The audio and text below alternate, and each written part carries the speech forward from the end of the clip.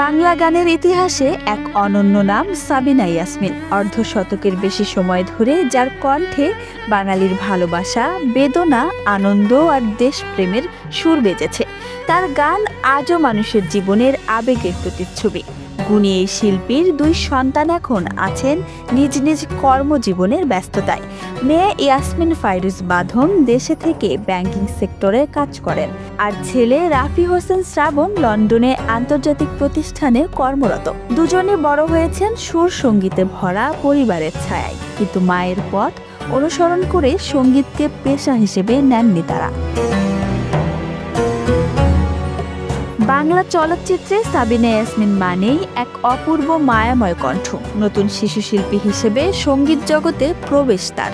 এরপর রবিন ঘোষের সঙ্গীতে নতুন সুর, ছবিতে গান গাওয়া, সব মিলিয়ে তার শুরুটা ছিল স্বপ্নময়। তবে আনুষ্ঠানিক প্লেব্যাক জীবন শুরু 1967 সালে জহির রায়হানের আগুন নিয়ে খেলা চলচ্চিত্রে।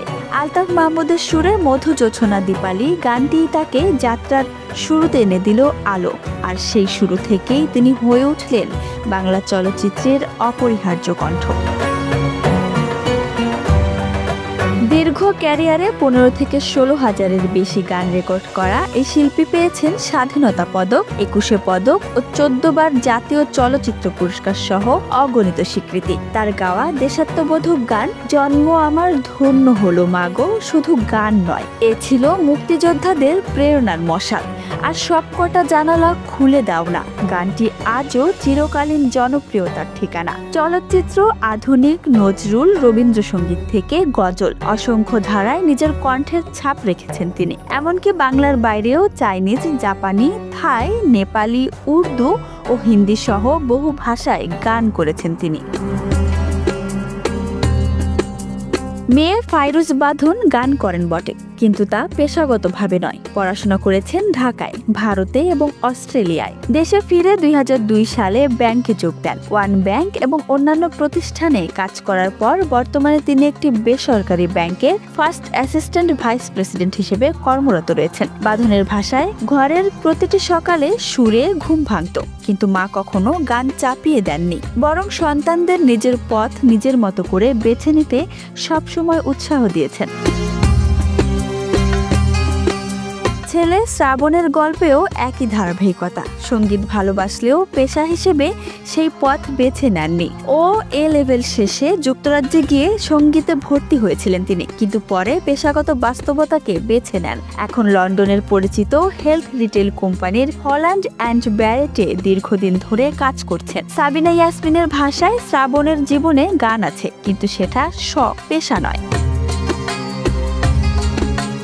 তাহলে প্রশ্ন থেকেই যায়, সন্তানরা কেন গানের জগতে এলো না? এই প্রশ্নের উত্তর মিলেছে সাম্প্রতিক ডকু ফিল্ম জুঁই ফুল সাবিনা ইয়াসমিনে। সেখানে তিনি খুব সরলভাবে বলেন, আমি খেয়াল করেছি পৃথিবীর বেশিরভাগ সেলিব্রিটি বাবা মায়ের সন্তানই মিডিয়ায় আসে কম। হয়তো তারা বাবা মায়ের জীবন দেখে বুঝে ফেলে এই জীবনটা খুব কঠিন, খুব পরিশ্রমের। তার কণ্ঠে ছিল না কোনো আফসোস, বরং তিনি সন্তানের প্রতি পূর্ণ সম্মান ও স্বাধীনতার স্বীকৃতি দেন। ভিডিও বার্তায় ছেলে শ্রাবণ মায়ের প্রতি শ্রদ্ধা জানাতে গিয়ে বলেন, আমি অনেক ভাগ্যবান, মা আমাদের আত্মবিশ্বাসী করে তুলেছেন, নিয়মের মধ্যে বড় করেছেন।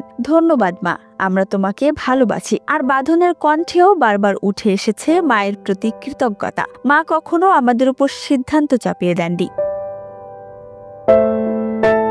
শৈশব থেকেই সাংস্কৃতিক পরিবারে বেড়ে ওঠা সাবিনা ইয়াসমিনের সাফল্যের গল্প যেন বাংলাদেশের সঙ্গীত ঐতিহ্যের এক জীবন্ত অধ্যায়। 4 বোনই সঙ্গীত চর্চা করেছেন, আর মাত্র 6 বছর বয়সে অল পাকিস্তান স্কুল মিউজিক কম্পিটিশনে প্রথম পুরস্কার জেতা সেই ছোট্ট সাবিনা একদিন হয়ে উঠেছেন বাংলা গানের ইতিহাসের উজ্জ্বল নক্ষত্র।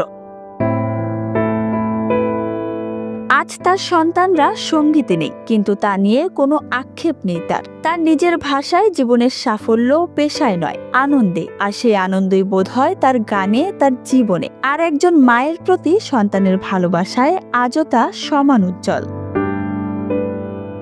Desk report, Dhaka express.